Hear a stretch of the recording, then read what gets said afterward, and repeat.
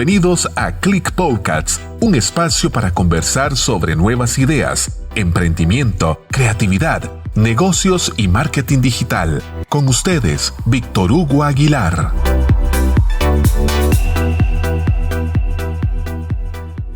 Bienvenidos a Click Podcast, un espacio para conversar sobre nuevas ideas, tendencias, tecnología y negocios. Les saluda Víctor Hugo Aguilar, director y fundador del Laboratorio de Ideas. Como siempre, pueden hacerme llegar sus mensajes o comentarios al correo clickpodcast@laboratorioideas.click y suscribirse en nuestras plataformas de YouTube, Spotify, Anchor y Google Podcasts. Hoy es un episodio muy especial. Estoy muy feliz porque llegamos al episodio 10 de Click Podcast con una invitada de lujo. La doctora Katia Chacón es psicóloga, mercadóloga y especialista en neurociencia y neuroeducación. Katia, bienvenida a Click Podcast. Un gusto que al fin nos puedas acompañar en este episodio 10. Sé que tienes una agenda bien ajustada y de verdad te doy las gracias por estar acá en este episodio. Gracias, Víctor, por la invitación. De mi parte, compartir con ustedes. Siempre es importante hablar de temas actuales. Me encanta, me apasiona la gente, así que creo que va a ser una conversación amena. Vamos a aprender mucho y pues a compartir con todos ustedes donde nos escuchen. Quiero iniciar preguntando, ¿quién es Katia Chacón y cuál es su experiencia? Katia Chacón pues es una apasionada por la gente. Sin duda he estudiado hace muchísimo tiempo en la parte de la salud mental. La mercadotecnia la he complementado muy bien con la parte de psicología. Entonces he ido hilando la parte mercadológica con los posgrados y todas esas cuestiones que uno siempre estudia, ligado al comportamiento humano, por eso es tan importante la psicología, aunado a las nuevas tendencias de neurociencia, neuroeducación, neuromarketing, estas nuevas formas de estudiar el cerebro vivo, así que he andado en todas esas formas de enseñanza, de aprendizaje para poder tener, pues obviamente, una mejor luz a la hora de atender a mis pacientes en consulta, por ejemplo. Me gusta ese enfoque amplio para poder dar muchas respuestas, gestar análisis y como mi enfoque es cognitivo-conductual, pues que la gente reflexione, piense, analice y a partir de eso, pues adopte nuevos hábitos, conductas que sean favorables para el ser humano. Honestamente, me encanta la gente. Quiero que nos montemos en esta maravillosa máquina que llamamos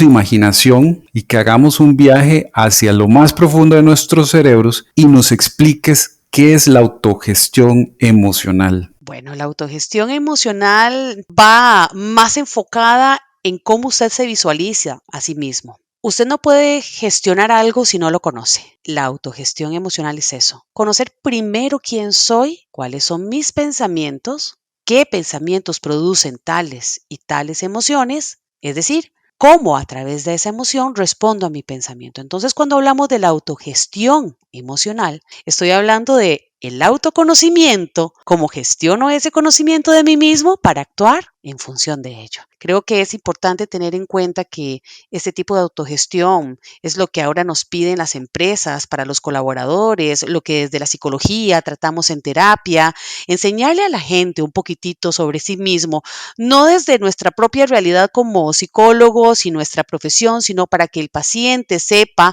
cómo tener una vida más eficiente, lo que llamamos desde la psicología más funcional. ¿Qué ha sido lo más importante que has logrado identificar en las organizaciones con este tipo de pensamiento? Bueno, más que todo darle a la gente dirección de cómo puede administrar sus propios pensamientos.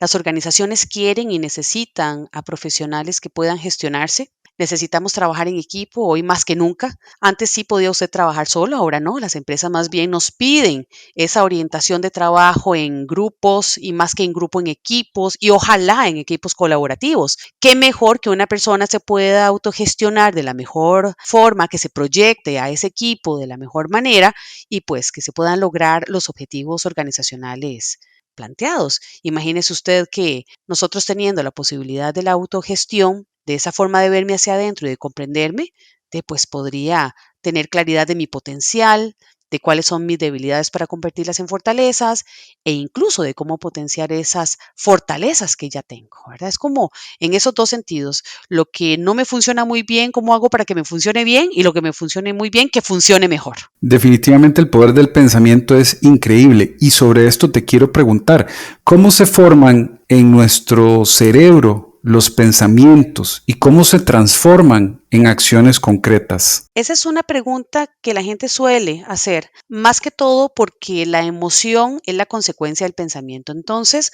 cuando uno explica esto a un paciente o a una persona en la organización, por ejemplo, si fuera una persona en una empresa X que le hace una pregunta de este tipo a uno, lo primero que le puedo decir es que la emoción no es en sí la consecuencia de esa emoción que usted siente, la tristeza, la alegría, el asco, el enojo, la ira, sino el pensamiento. Entonces, esta pregunta generalmente es como para hacerla al revés. El pensamiento es todo lo que usted y yo colocamos dentro de nuestro cerebro, que a partir de nuestra experiencia respondemos a ello. Esa experiencia, esa información que usted guarda en su memoria a largo plazo, en todo lo que usted va registrando en su vida diaria, y el pensamiento se va construyendo bajo esos constructos. Todo lo que usted va viviendo, va almacenando, lo que usted va recordando, lo que va hilando con el día a día, hasta formar emociones y una respuesta que suele ser lo que generalmente la gente ve, ¿verdad? Uno ve la emoción que es la consecuencia del pensamiento,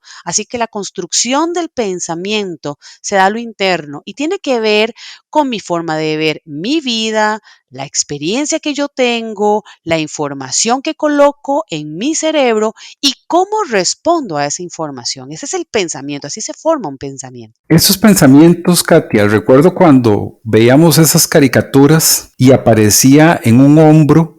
Oye, perdona, y te voy a interrumpir ahí porque ese angelito que me estás hablando me encanta porque siempre ponían al diablillo en el hombro izquierdo y al angelito en el derecho. Para terminar de recalcar, ¿verdad? Que eran así como... Exacto, lo malo y lo bueno, a ver. Sí, y veíamos eso, ¿verdad? En esas caricaturas y los pensamientos eran simbolizados por estas apariciones, ¿verdad? El diablo en un lado y el ángel en otro. Pero realmente así es como vemos los pensamientos. ¿Son los pensamientos buenos o malos? Ni buenos ni malos. Esa es una pregunta muy normal que la gente le hace a uno. ¿Y qué? ¿Este pensamiento estará bien? ¿Y debería yo de pensar esto? ¿Y me debería de permitir pensar esto? Y mi respuesta es, ¿por qué no? ¿Quién dice que el pensamiento es bueno? ¿Quién dice que el pensamiento es malo? ¿Quién? ¿Usted? ¿O los estereotipos sociales? ¿O su pareja? ¿O sus hijos? ¿O su amigo?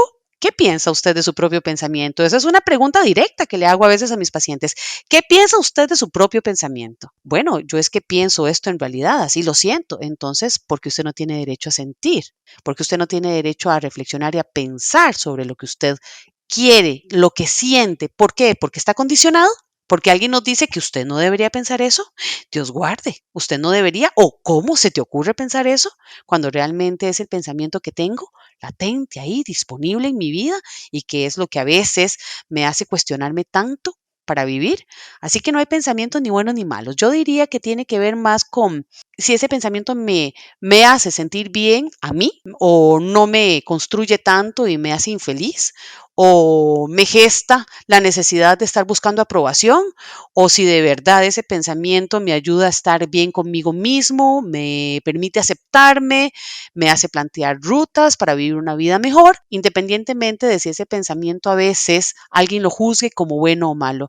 Deberíamos de aprender a autogestionar esa frase con la que empezamos este capítulo de autogestión de esas emociones. Deberíamos de primero conocernos muy bien, ¿verdad? De lo bueno y lo malo es un título que la gente a veces pone por conveniencia, la misma sociedad lo pone por conveniencia, pero ¿cómo lo sentimos nosotros?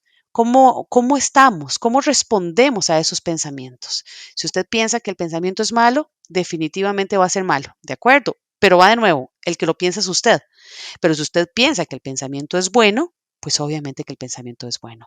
Eso es relativo, tiene mucho que ver con lo que nos han enseñado y lo que la gente quiere que usted vea o sienta como bueno o malo. Katia, y aquello de que el pensamiento atrae las cosas. Muy interesante, usted las atrae porque usted las busca, porque está pensando en eso constantemente.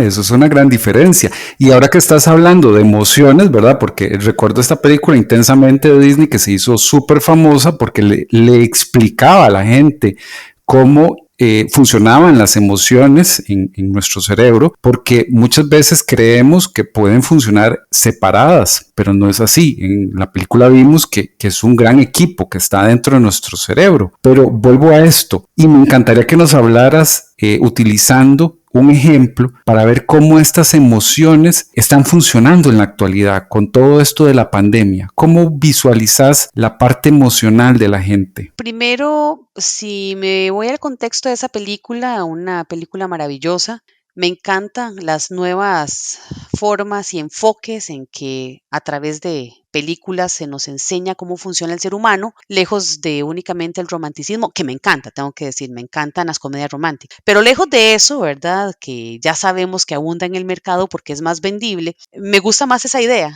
de enseñar cómo funciona el ser humano, por qué es tan importante la comprensión, la autocomprensión. Esta película en particular nos pone a reflexionar sobre cómo somos por dentro, cómo a través de mis propios pensamientos gesto mis emociones. Y en pandemia, ¿qué le voy a decir? Con más razón tenemos ejemplos de sobra de cómo tenemos que autogestionar nuestras emociones para vivir mejor. Imagínese usted hacinado en su casa, ese es un ejemplo maravilloso, ¿verdad? Usted dentro de su casa. Bueno, la Organización Mundial de la Salud ha dicho en varias ocasiones que es fundamental que si usted no puede ir al gimnasio porque obviamente estamos en cuarentena o hay restricciones o usted no puede salir porque es mejor que se quede en casa, ¿cómo hace para hacer ejercicio, ¿verdad? Si usted antes de la pandemia iba al gimnasio, hacía una hora de pesas o de cardio, ¿cómo ahora agarra usted la escoba? Así de fácil y baila con la escoba y se convierte en la pesa, esa escoba. Es el pensamiento en pandemia lo que hace que uno tenga una vida mejor o no. Hay personas que en cuatro paredes no lo han logrado y hay personas que en cuatro paredes lo han logrado. ¿Cuál es la diferencia? Se pregunta uno. El pensamiento. ¿Qué pensamiento coloca usted? ¿El pensamiento pesimista de que no puedo salir y estoy atado y no soy libre? ¿O el pensamiento de estoy aquí porque estoy a salvo, estoy con mi familia, estoy bien, me estoy autoprotegiendo? Y entonces, en lugar de pensar que no puedo ir al gimnasio, que no puedo salir a comerme un helado, que no puedo pasear con el perro, me pongo en mi casa, en mis metros cuadrados o en mi metro cuadrado inmediato a ser feliz con lo que tengo porque instauro un pensamiento que me hace pensar que eso me resguarda. Eso es algo importante. Entonces, ese ejemplo de que me pides de cómo hablar de las emociones, pero enfocadas en pandemia, lo primero que diría yo es, ¿qué pensamiento vamos a colocar en una época donde tenemos que salvarnos, autoprotegernos, cuidar a las personas con las que vivimos y que ese pensamiento no genere un cansancio o un agotamiento para mí y para las personas con las que convivo, porque tras de eso convivo con gente, ¿verdad? Con los familiares, con los que me tocó estar en cuarentena, por ejemplo. Si eso es así, ¿qué será? ¿Que mi pensamiento también puede afectar a esas personas? O que a través de mi propio pensamiento también le puedo decir a las personas con las que convivo en pandemia, esto es temporal, esto va a pasar. Tratemos de estar lo mejor posible con lo que tenemos y no con lo que no tenemos. Creo que por ahí va mi respuesta. Con todo esto, ¿cómo podemos instaurar estos pensamientos que sean constructivos, que nos permitan lograr nuestras metas, pues con este tipo de limitaciones que estamos teniendo en este momento? Me gusta más pensar en que usted quiere buscar un pensamiento que le ayude a estar bien. Y ese estar bien es cómo voy a vivir el día a día. Sin que vivir el día a día significa que no me importe mañana. Para nada. Mañana me importa tanto como hoy. Lo que pasa es que como aprendemos que cada vez que planificamos algo puede suceder en el camino y yo lo que hago es adaptarme a las cosas para mejorar lo que planifiqué ayer, entendiendo que es probable que mañana pueda haber un cambio, hasta ahí no hay problema. Pero cuando hablamos del pensamiento, de un pensamiento que construya mi vida, estamos hablando en cómo usted entiende lo que está sucediendo. Vamos a ver, si nosotros sabemos que en casa solamente tengo arroz, no sé, y un poco de carne, por ejemplo, o algún vegetal, frutas, y quisiera comer otra cosa que no fuera eso y solamente hay eso, ¿por qué yo debería de pelear con los alimentos que tengo? En lugar de gestar un pensamiento de decir, incluso de agradecimiento, esto es lo que tengo, qué dicha que lo tengo cómo alimentarme, lo voy a usar. Igual es con el pensamiento. ¿Por qué yo quiero pensar todo lo que no puedo tener? ¿Por qué yo quiero tener acceso a lo que no puedo ir a buscar? ¿Por qué mi pensamiento debería ser destructivo? Y digo destructivo entre comillas, en pensar en que quiero tener y pensar y reflexionar en lo que no puedo en ese momento. Si no puedo salir, por ejemplo, a dar una vuelta, a ir de paseo o al cine o qué sé yo. ¿Por qué me instauro ese pensamiento de las cosas que no puedo? Tal vez es ahí donde la gente piensa en este concepto de pensamiento positivo o negativo, pero en realidad el pensamiento debería de ser constructivo en la medida en que yo acepto mi realidad, comprendo que yo soy la dueña de mis pensamientos y que generalmente el pensamiento que yo tenga cualquiera va a construir mi emoción. Yo solita puedo estar muy feliz todos los días. Hay personas que le preguntan a uno a veces, ¿por qué usted es tan feliz? Y yo pregunto, de forma inmediata, ¿por qué no? ¿Por qué no? ¿Porque la media vive mal? ¿O porque usted cree que yo no debería sonreír? ¿O porque sonreír es una condición extraña que me hace pensar que soy anormal? ¿O porque usted cree que el pensamiento que yo coloco no es el que usted quiere que yo proyecte? Me explico, o sea, cuidado con los pensamientos negativos, positivos. Estamos hablando de cómo yo me proyecto hacia los demás y generalmente lo que yo proyecto es lo que se ve en mis emociones a partir de ese pensamiento. Y ese pensamiento que yo construyo a diario es el que me ayudaría o el que debería de ayudarme a ser feliz. Es que estos cambios, Katia, de verdad nos agarraron en un momento bien complicado, bien difícil y a muchísima gente le ha costado de verdad asimilar estos cambios. Es que los cambios no son fáciles. Empecemos por ahí. ¿Qué cambio es sencillo? A usted le dicen mañana perdió su casa y a quién le va a gustar esa noticia. O usted ganó un trabajo y pues es más fácil que usted se ponga contento porque ganó un empleo, pero no precisamente le garantiza que usted vaya a ese empleo y le vaya a gustar o le hayan metido una expectativa. Conozco pacientes que renuncian 2 meses después de haber adquirido el trabajo de sus sueños. Es una época difícil, pero sería más bonito, menos complicado, diría yo, si las personas entienden que debemos de ubicarnos en el contexto de lo que podemos controlar y donde esa palabra control no significa el control de personas ni situaciones, sino del contexto, de la realidad, de cómo me amoldo. Es más sencillo entender que, hablando de pandemia de nuevo, que no puedo salir, es más sencillo yo entenderlo que pelearme con eso. ¿Me explico? Es más sencillo entender que estoy en casa porque necesito cuidarme que estarme peleando con las autoridades porque quiero salir con una restricción. Es más sencillo que usted entienda eso. Dígame usted qué piensa y cómo influye su pensamiento en los demás. Y generalmente, cuando usted tiene pensamientos constructivos, positivos, agradables y los transmite a los demás a través de sus emociones, por alguna razón, yo le llamo simple contagio de emociones, ¿verdad? Bueno, las personas se contagian, ¿cierto o no? Usted se pone a reír y por alguna razón hay experimentos en el mundo, ¿verdad? Donde nos demuestran que si una persona se ríe en un lugar público, por alguna razón los otros le secundan. ¿Por qué lo hacemos? Bueno, pero esto lo empezamos a ver también con la pandemia.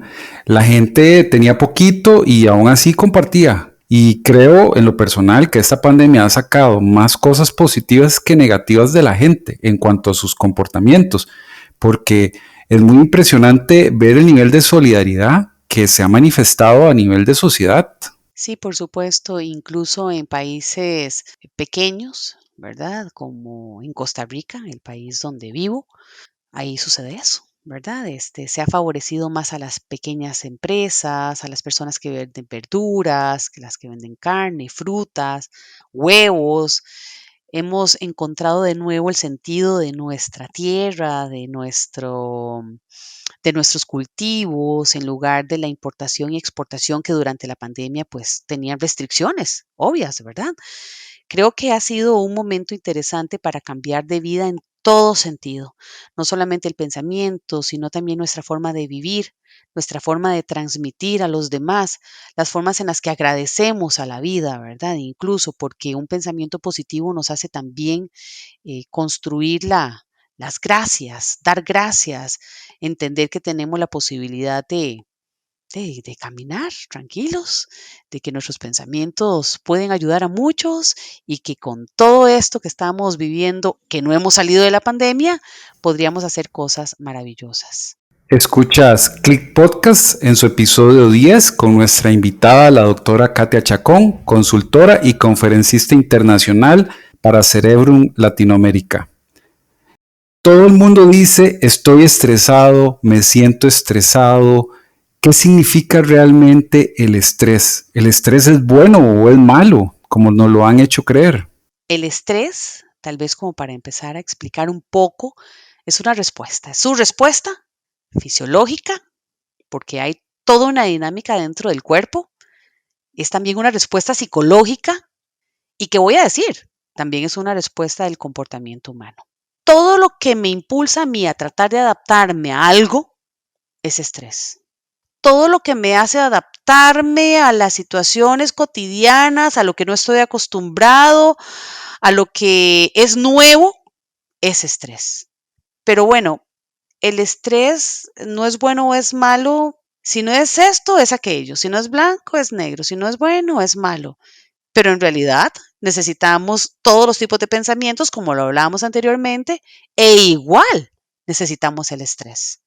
El estrés en su lado positivo, por así decirlo, no hablando de lo bueno y lo malo, sino de lo que nos impulsa a salvarnos. Si usted va caminando por la calle y viene un vehículo, bueno, si usted no corre, el vehículo le puede pasar por encima, pero si su mecanismo corporal, su adrenalina, su cortisol se disparan porque le están dando la alerta de que ese vehículo viene y la puede matar, en mi caso, pues yo voy a correr lo más rápido que pueda para salvaguardar mi vida.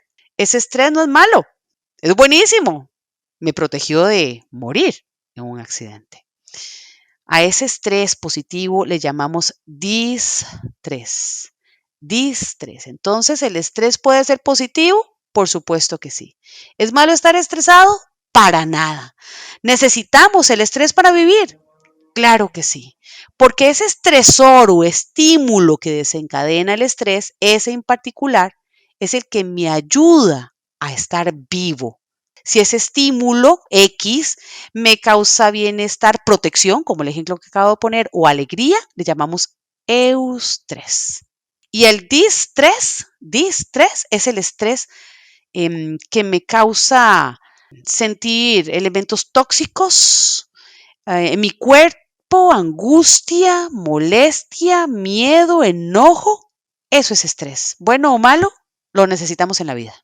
¿Y este estrés cómo se controla entonces, Katia? Porque hay veces que definitivamente te quieres volver loco o loca con ese montón de cosas encima y no sabemos cómo controlarlo y no sabemos qué hacer. Bueno, es que tal vez para entender cómo controlar el estrés, lo primero que tengo que entender es que el estrés es el exceso de presente.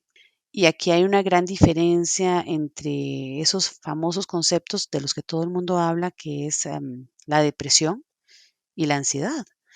La depresión es el exceso de pasado y la ansiedad es el exceso de futuro. El estrés es el exceso de presente. Entonces, para yo poder entenderlo, comprenderlo, incluso aprender a vivir con el estrés, lo primero que tengo que entender es cuál es el presente, en qué vivo, por qué tengo exceso de presente, y estoy hablando de exceso de situaciones que vivo a diario que me hacen estar como en una constante alerta, como lo que llamamos en psicología en fase de alarma siempre, en un estado de adaptación constante, ¿verdad? Aparece ese estresor, hay una reacción inmediata que me hace responder, por eso es que estamos estresados, el pobre cuerpo reacciona, puedo sentir muchísimos pensamientos y esos pensamientos van a tener como consecuencia esa emoción y listo. El problema es que nos acostumbremos al estrés con esa resistencia o esas etapas de adaptación que a veces tenemos los seres humanos y que nos hace generar cortisol constante y nos hace tener adrenalina constante y sentirnos en constante huida hasta que nos agotamos y ahí sí nos enfermamos. Por eso es que la gente cuando está muy estresada reporta que se enferma con frecuencia. ¿De qué se enferma una persona estresada? Llora. Hay personas que dicen, no entiendo por qué lloro. Lloro, pero siento que necesito liberarme. Bueno, está estresado. Estoy cansado. Bueno, está estresado. Me da insomnio, una palabra impresionante que la gente, si supiera cómo se elimina el insomnio y es tan sencillo, es sencillamente controlar ese pensamiento, dejarlo de lado y decirle a mi cuerpo, este es el momento para descansar, voy a anotar esto en un papelito, en un cuadernito, mañana me voy a preocupar, pero ¿cuántos de nosotros hacemos eso? Nada más dejamos de dormir, eso es estrés, lo produce el estrés, el exceso de presente, la desmotivación, no tengo, no puedo, no quiero, me falta, todo lo que hablé hace un rato que no deberíamos de preocuparnos, ¿verdad? Usted debería de vivir el momento presente, agradeciendo, entendiendo qué es lo que tiene para estar mejor. Aumento de pensamientos negativos también es muy normal a través del estrés tener pensamientos pesimistas diarios. Sí, la gente colapsa, eso es estrés al máximo. Se han disparado ciertas conductas adictivas en las personas. Hay mucho más consumo de videojuegos, más consumo de comida, se consume más televisión, más Netflix, más licor, más sustancias psicotrópicas. ¿Cómo podemos identificar que estamos cayendo en una adicción y de verdad pedir ayuda profesional? Las adicciones son los excesos. Hay que empezar por entender eso. Cualquier cosa en la que yo sienta que tengo un exceso, ya eso es adicción.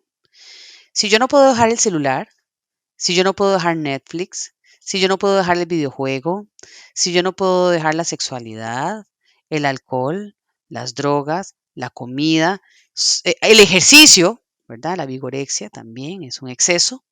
¿Cómo vamos a controlar nuestra vida? Entonces, ¿cuándo hay que salir huyendo a buscar ayuda? Cuando usted vea que no puede controlar su propio pensamiento en decir, puedo parar de hacer esto. Cuando usted se sienta a sí mismo atrapado en esa adicción y diga, sin esto no puedo vivir. Cuando usted no administre ni autogestione sus propios pensamientos y como consecuencia sus emociones para decir, puedo parar esto. Ojalá las personas tuvieran ese autocontrol de conocerse, porque es la única forma. Usted le pregunta a una persona adicta si reconoce su adicción y la persona dice que no. Dice que eso es entretenimiento, dice que es la única forma de vivir bien, que es lo que le permite afrontar la época de pandemia en este momento, por ejemplo, pero no están entendiendo que están frente a un comportamiento adictivo.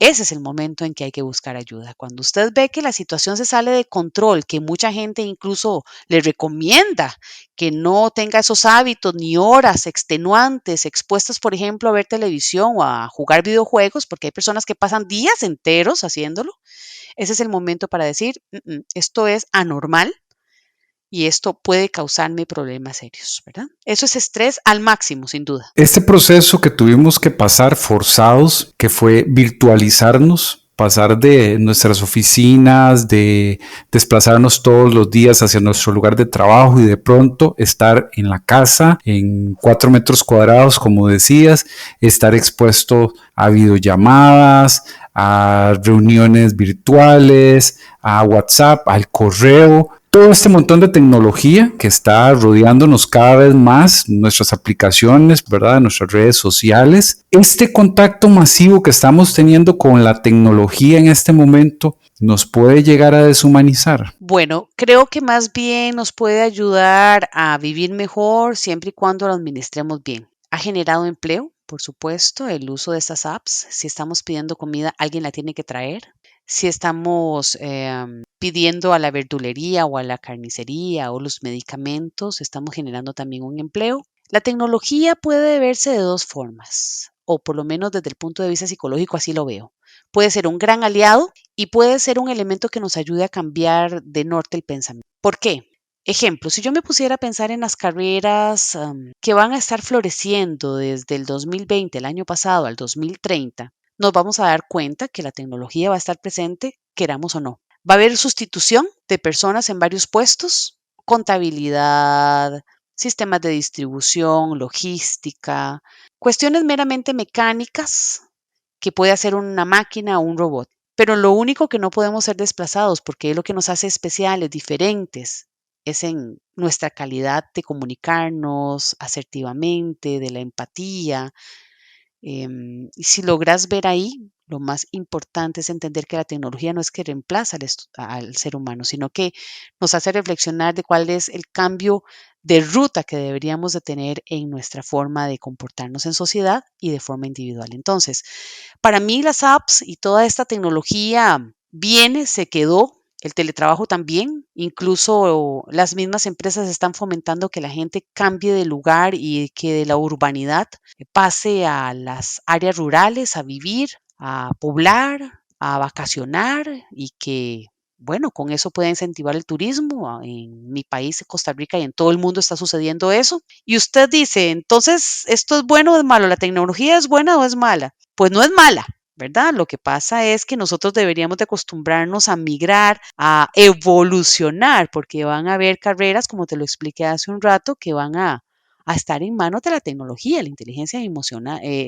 artificial y la robótica, van a estar en manos de ellos. Sin duda, esta tecnología es de ayuda para nosotros. Las técnicas laborales como el teletrabajo también lo son los nuevos comportamientos organizacionales y nosotros, los seres humanos, estamos inmersos en eso. ¿Cómo visualizas a la sociedad una vez finalizada la pandemia? Transformada, la veo diferente, la veo madura desde el punto de vista de entender que no estábamos preparados y que ahora podríamos afrontar otras situaciones similares. Me parece también que las personas que han afrontado pérdidas de empleo, por ejemplo, pérdidas de seres queridos a partir de esta pandemia, van a entender que es parte de lo que deberíamos de prepararnos porque no sabemos lo que puede venir más adelante. Es la preparación, cómo mentalmente nos condicionamos para entender que todo puede pasar en un momento. Nadie pensaba, por ejemplo, que las empresas podían tener a sus colaboradores trabajando desde casa, nadie. Aunque ya el teletrabajo era una realidad mundial, no todas las empresas creían en eso y ahora se pudo. Después de la pandemia viene un replanteamiento. ¿Se podía o no se podía? ¿O era que no se quería?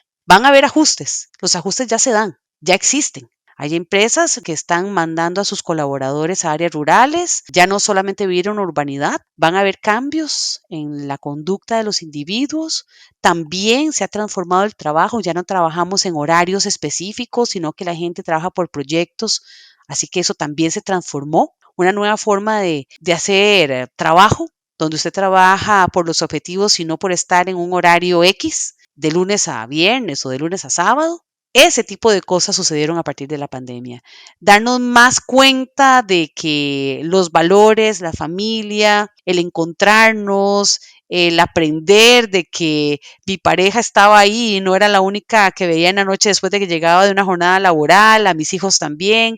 Todo eso hemos aprendido con la pandemia. Así que, ¿qué viene después de esto? Bueno, recordar que lo vivimos, que aunque no sabíamos vivir con eso, nos acostumbramos, nos adaptamos y a partir de eso gestar nuevos comportamientos sociales, familiares e individuales. Estamos llegando al final de este episodio 10 de Click Podcast y ha sido de muchísimo provecho conversar con la doctora Katia Chacón Bejarano. Hay una pregunta muy especial que acostumbro hacer a mis invitados.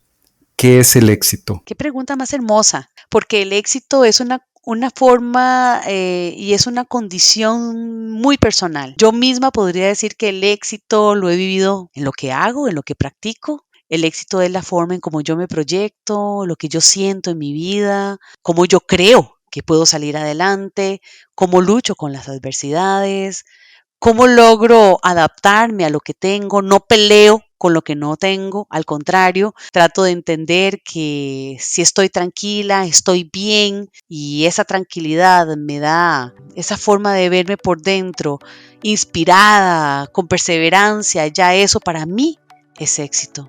La posibilidad de ganar, de perder, ambas cosas las necesitamos en la vida para sobrevivir, eso es éxito. Estar sanos, no haber muerto, es éxito. Ser obedientes en cuidarme y no renegar de estar en cuarentena solo porque no me permitía salir, es éxito. Éxito es lo que yo instauro en mis pensamientos para estar bien a diario. Éxito es ver cómo a través de mi pensamiento otros se transforman. Y por supuesto lo que yo le puedo sembrar a los demás para que ellos también sean exitosos. Para mí eso es éxito. ¿Dónde podemos encontrarte? ¿Cuáles son tus redes? Bueno, los que quieran escribirme por correo electrónico me encantaría. Mi dirección de correo es DRA@Katia Katia es doble T y latina, Chacón minúscula sin tilde, @psicología.cr. Lo voy a deletrear, es más fácil. DRAKATT y latina A CHACON @psicología.cr. También me encuentran en Facebook como Web Psicología, ahí me encuentran, y en Twitter como @cachaconcr. Muchísimas gracias y ojalá pues pueda conseguir información de ustedes. Escríbanme lo que tengan gusto, estoy anuente a escuchar. Katia, de verdad, muchas gracias por estar en este episodio 10 tan especial y por sembrar en nuestros corazones estas posibilidades de autogestión que ahora tenemos. Con muchísimo gusto, ojalá que podamos compartir muchos otros temas más adelante. Me encanta el pensamiento, creo que yo misma invito a los demás a gestar sus propias emociones a través de los pensamientos y bueno, no quisiera ser casa herrero cuchillo de palo, así que yo trato de hacer lo mismo conmigo. Administrar bien los pensamientos sé que trae como consecuencia una vida funcional. Te invito a compartir este episodio 10 y suscribirte a Click Podcast en Google Podcast, Anchor, Spotify y YouTube. Nos escuchamos acá en Click Podcast. Hasta la próxima. Escuchaste Click Podcasts. Si querés compartir tus ideas, opiniones o comentarios, escríbenos a clickpodcasts@laboratoriodeideas.click. Te esperamos en nuestro próximo episodio. Click Podcasts.